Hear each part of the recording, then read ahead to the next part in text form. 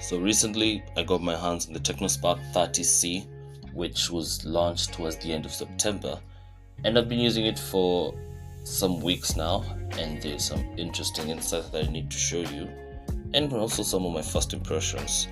This will be a combination of impressions and a review. So let's dive into the key features and my initial thoughts of this device.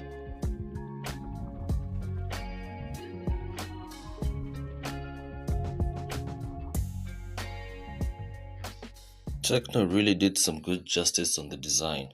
If you pick up the device, you'll be greeted by a very sleek and modern design which kinda has a glossy finish. It is lightweight and comfortable to hold. I got the Orbit White, but there are other variety of colors like the Orbit Black and Magic Screen 3.0.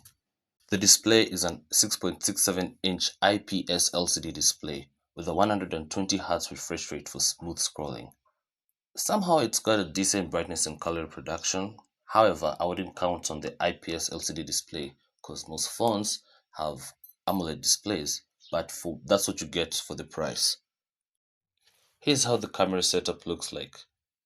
The main camera is a 50 megapixel wide lens, an auxiliary lens which features an LED flash and HDR, and a video of 180p of 30 frames per second, while the selfie camera is a single 8 megapixel camera.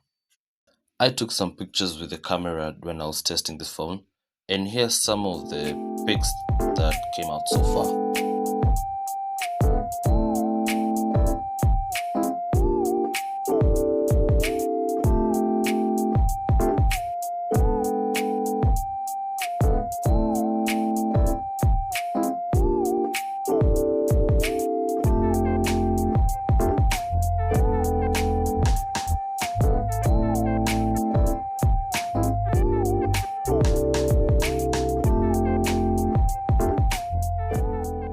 I also got to test the video quality for the front and the back camera, but only for the daytime. Recording this format of the video on the TECNO Spark 30C. You can see the colors are kinda okay. This is using the front camera by the way, which is an 8 megapixel camera. Let me know what you think about the quality.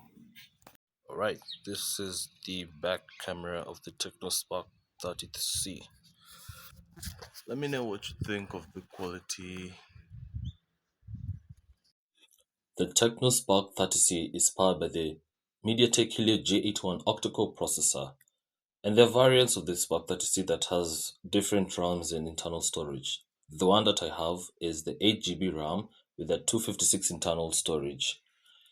There are others that go for the 4GB RAM and 128 internal storage, and 6GB RAM with 128 internal storage, and can go as high as 256 internal storage. All storages are expandable via micro SD card, and there's also the feature of the memory fusion, which is the virtual RAM. Now I'm not gonna lie, the TECNO Spark 30C is actually good.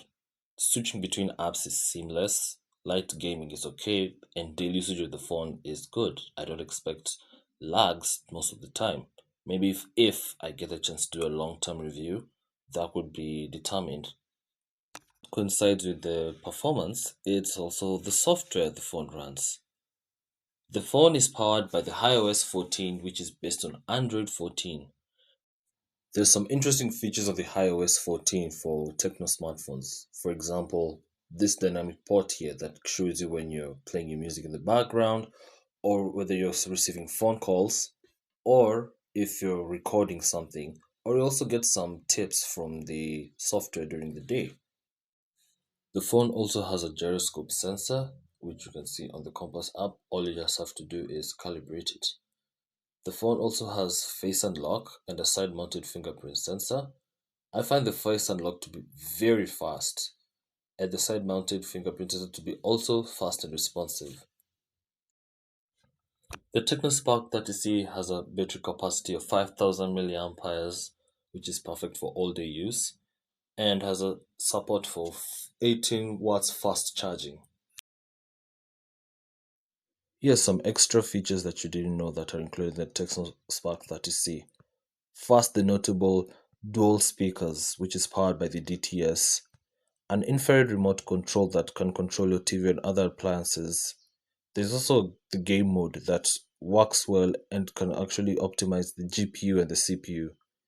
The Ella AI assistant, and then there's also the theft alert. In my opinion, the TECNO Spark 30C appears to be a solid budget offering a good balance of features. Take note that this is actually the base model.